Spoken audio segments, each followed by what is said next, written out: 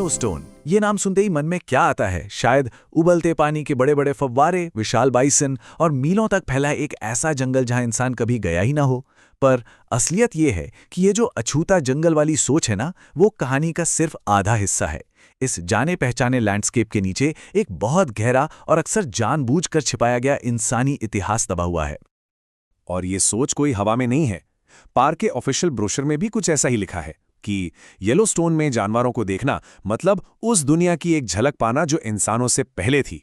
मतलब ये बात मन में बिठा दी जाती है कि ये एक ऐसी प्राचीन जगह है जिसे इंसानों ने कभी छुआ ही नहीं। लेकिन सच्चाई, जैसा कि अक्सर होता है, इससे कहीं ज्यादा कॉम्प्लेक्स और मजेदार है। देखिए, ये जमीन कभी अछूती थी ही नहीं। सच तो ये है कि ये 11,000 सालों से भी ज्यादा वक्त से एक ह्यूमन लैंडस्केप मतलब इंसानी बसाहट वाली जगह रही है। तो चलिए इस इंसानों से पहले की दुनिया वाली कहानी की पड़ते खोलते हैं। देखते हैं कि क्या येलोस्टोन सच में एक ऐसा जंगल था जहां इंसान थे ही नहीं। और इसके हमारे पास पुख्ता सबूत हैं। हजारों आर्कियोलॉजिकल साइट्स, सदियों पुराने रास्ते और पीढ़ी दर पीढ़ी चली आ रही कहानियां, ये सब एक ही बात की तरफ इशारा करते हैं कि येलोस्टोन में इंसानों का इतिहास 11,000 साल से भी ज्यादा पुराना है। ये जो पत्थर की संरचना दिख रही है, ये उन हजारों सबूतों में से बस एक है। सोचिए, पार्क के अंदर 2,000 से ज्यादा ऐसी आर्कियोलॉजिकल साइट्स रिकॉर्ड की गई हैं। ये सब यहाँ के गहरे और जिंदा इंसानी इतिहास की गवाही देती हैं। और इस खोए हुए इतिहास का सबसे बड़ा राज एक खास ज्वालामुखी पत्थर के अंदर छिपा है। एक ऐसा पत्थर जो हमें हजारों साल पुरानी कहानियां सुनाता है। इस पत्थर का नाम है ऑब्सिडियन। ये कह सकते हैं कि एक तरह का नेचुरल ज्वालामुखी कांच है जो लावा के बहुत तेजी से ठंडा होने पर बनता है।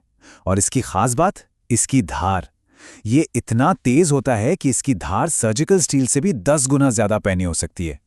बस इसी वजह से ये नेटिव अमेरिकन पूर्वजों के लिए औजार बनाने का सबसे कीमती और जरूरी मटीरियल था। और ये रहा उस कीमती पत्थर का सोर्स, ऑब्सिडियन क्लिफ। ये सिर्फ एक चट्टान नहीं है, बल्कि ये पूरे नॉर्थ अमेरिका में हाई क्वालिटी ऑब्सिडियन का सबसे बड़ा, सबसे जरूरी सेंटर था। जरा सोचिए, यहां 11,000 सालों से भी ज्यादा समय तक लगातार खुदाई चलती रही। अब सवाल उठता है कि ये पता कैसे चलता है कि कौन सा पत्थर कहां से आया। इसका जवाब साइंस में छिपा है। देखिए, हर ऑब्सिडियन सोर्स का अपना एक यूनिक केमिकल फिंगरप्रिंट होता है, बिल्कुल इंसानों की तरह।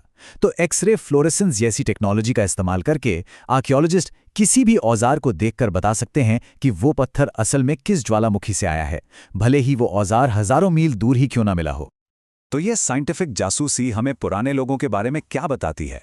ये हमें एक ऐसे रास्ते पर ले जाती है जो किसी 11,000 साल पुराने सुपर हाईवे से कम नहीं था। इस ऑब्सिडियन की जर्नी से एक हैरान करने वाली सच्चाई सामने आती है कि येलोस्टोन कभी दुनिया से कटी हुई कोई वीरान जगत थी ही नहीं, बल्कि बिल्कुल इसके उलट, ये तो ट्रेड और ट्रैवल रूट्स का एक कॉन्टिनेंटल हब था। एक ऐसा चौराहा जहां पूरे महाद्वीप से लोग आते जाते थे। यहां बने औजार कहां कहां नहीं मिले, ओहायो रिवर वैली से लेकर विस्कॉन्सिन, मिशिगन और तो और कनाडा तक। जरा अंदाजा लगाइए, ओहायो में होपफिल कल्चर के पुराने टीलों से लगभग 300 पाउंड, जी हां 300 पाउंड येलोस्टोन ऑब्सिडियन मिला है। ये पत्थर हजारों मील का सफर तय करके वहां पहुंचा था। अब जरा इन टाइमलाइंस को एक साथ रखकर देखते हैं।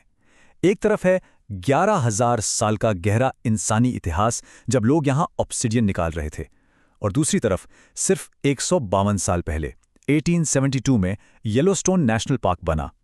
ये फर्क साफ दिखाता है कि पार्क का मॉडर्न इतिहास कितना नया है और इसके सामने यहां का इंसानी इतिहास कितना कितना पुराना और विशाल है।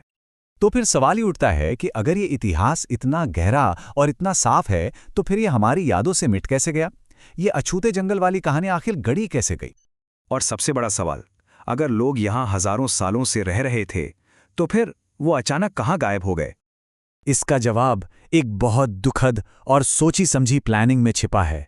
हुआ ये कि 1872 में जैसे ही पार्क बना, टुकुडिका जैसे नेटिव ग्रुप्स को उनकी अपनी ही जमीन से जबरदस्ती हटा दिया गया। फिर जो लड़ाइयां हुईं, उनका फायदा उठाकर पार्क के अधिकारियों ने नेटिव अमेरिकन मौजूदगी को कहानी से ही पूरी तरह मिटाने के लिए कैंपेन चलाए।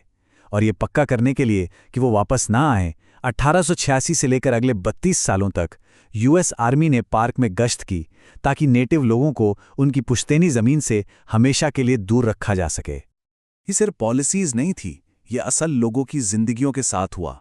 ये चेहरे उन लोगों के हैं जिन्हें अपना घर, अपनी जमीन छोड़ने पर मजबूर कर दिया गया। ऐसे न जाने कितने परिवारों को उनके घरों से, उनकी जड़ों से जबरदस्ती उखाड़ फेंका गया।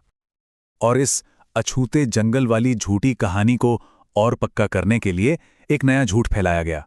लोगों को यह बताया गया कि नेटिव अमेरिकन्स तो यहां कभी रहते ही नहीं थे। क्यों?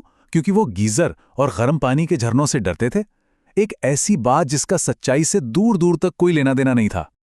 तो चलिए अब इस नई समझ के साथ येलोस्टोन को फिर से देखते हैं, एक जंगल की तरह नहीं बल्कि एक गहरे ह्यूमन लैंडस्केप की तरह।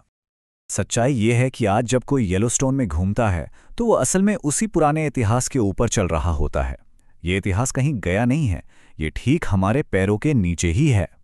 जैसा कि आर्कियोलॉजिस्ट डग मैकडॉनल्ड ने बहुत खूबसूरती से कहा है, आज लोग जिन सड़कों पर गाड़ियां चला रहे हैं वो असल में नेटिव अमेरिकन रास्ते थे। वो जिन जगहों पर कैंपिंग कर रहे हैं वहां लोग हजारों सालों से कैंप करते आए हैं। तो आखिर में समझने वाली बात यह है कि येलोस्टोन सिर्फ एक नेचुरल वंडर नहीं है, ये एक गहरा कल्चरल लैंडस्केप है।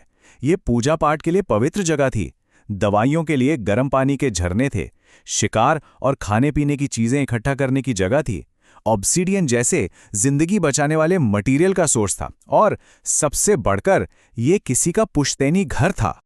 तो अगली बार जब कोई किसी जंगली या अछूती जगह पे जाए तो एक पल के लिए रुकना बनता है। ये कहानी जानने के बाद क्या उस जगह को देखने का नजरिया बदलता है? ये एक ऐसा सवाल है जो हमें ना सिर्फ येलोस्टोन बल्कि कुदरत और इतिहास के साथ हमारे अपने रिश्ते के बारे में भी सोचने पर मजबूर करता है।